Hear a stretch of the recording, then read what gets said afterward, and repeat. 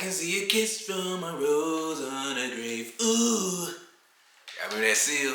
And baby. Anyway, check this out. It's Easter Sunday.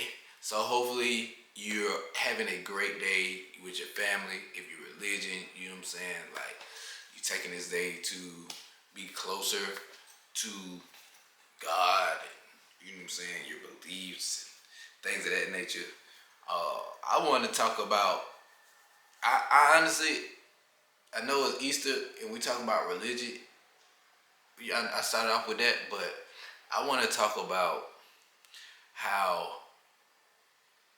being your true self is a real thing.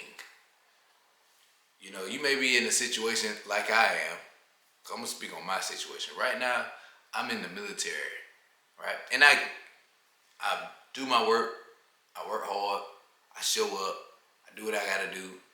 I make sure I watch out for my brothers in arms. But is it my overall genuine purpose in the world? No, it's not. And that's what I'm getting at. Getting to your overall general purpose in the world. Have an idea, at the very least, on what it is, so you can know what's holding you back or what can propel you forward. And then you can work on these things. Because at the end of the day, we're adults and we have responsibilities. You know what I'm saying? So to drop everything and just, I'm not gonna say act on faith, but wing it. You know, if it is prompt for me to drop everything, then I promise you I will. I have in the past, you know. But right now, just being steady, appreciating where I am in life in order for me to get where I want to be in life is serving me well. I don't believe the military is a place that you supposed to be broke. You defending the whole nation, but yet and still your check reflects barely getting by, or, you know, just enough, or a little bit of comfort. Me personally, I don't believe in it. I believe in abundance, and I believe in freedom, like freedom to move. You know what I'm saying? So develop that mindset while you're handling real deal situations, real life situations, instead of abandoning the real life situation thinking that you're going to develop that mindset, because then it's going to be even tougher. You know, and I'm not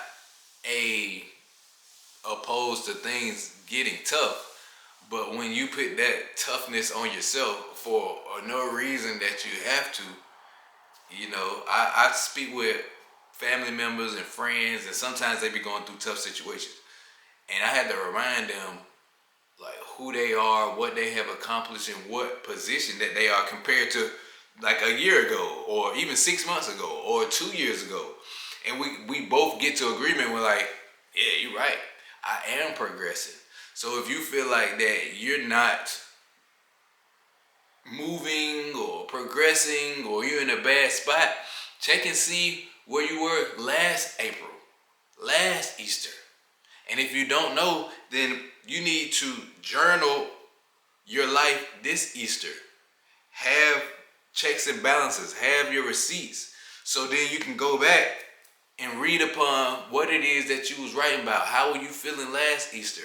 Now, if you're feeling the same or worse, then what are the actions that you have took throughout that 12-month period to get you in a situation where you feel worse? You need to evaluate that. Who are the people that you've been hanging around for your situation to be worse? Because it's the choices that you made, right? If your situation is getting worse. Unless you are literally been kidnapped for a year, imprisoned for a year, have an illness or a disease. Those are some things that I have empathy for. But other than that, if you have even a mild health, mild to great health, you need to be better than you was last year. If you not locked up in chains, you need to be better than last year. If we just talking about money and nah, cause you can get that right. You can get your money right if you choose to. Even if you have the same job position, you can get your money right. Right? And if you do have the same job position, why? If you're in a position or a job that you are, and let me tread softly, you're not even able to get by, then you're wasting time. I remember when I worked at Party City for one day. One day I worked at Party City. I got the job that day too. I walked in there, I was like, boom, boom, boom. You know what I'm saying? I think I was on the floor either that day or the next day, one of those. But it was within 24 hours. And then I did the shift, and I calculated the numbers, and I quit that day. Because I'm like, nah, this is not going to work. You got to know, not to put yourself and put your time, it's more a time thing. Don't put your time in a position where you know your input, the input that you put in is, the output is not going to cover what it is that you have going on in life. I understand if you could piece some stuff together, that's one thing. You know what I'm saying? You might have to do a little here, do a little here, do a little here, and all come together and make a whole until you can just have a whole, right? But you don't want to be doing something so minuscule, right? Such as, in my case, working in Party City, 2 kids, and a wife at that time, you know what I'm saying? Slick going through a divorce. But what Party City gonna do? You feel me? Like, what? You know, I was in that mode. I was just going everywhere, and then they said yes. So I was like, all right, let me see.